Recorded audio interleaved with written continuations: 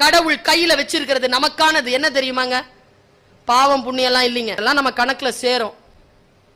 காஞ்சி பெரியவர் சொன்னார் ஒரு வாட்டி, அவரை நான் ரொம்ப மரியாதை செய்யறேங்க, ஒரு சொல்லுக்காகுங்க சொல்றார். கடவுளால ஒரு விஷயம் முடியவே முடியாதான். இப்படி சொல்றதுக்கு அவருக்கு தான் துணிச்சல் இருக்கும். கடவுளால ஒரு விஷயம் முடியவே முடியாதாங்க. கடவுளால் முடியாது என்ற ஒரு விஷயம் உண்டா? இல்ல தானே? இருக்கான்.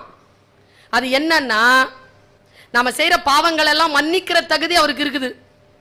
நாம் செய்த புண்ணியங்களை மறுப்பதற்கான உரிமை அவருக்கு இல்லையா. அவர் மறுக்கவே முடியாத.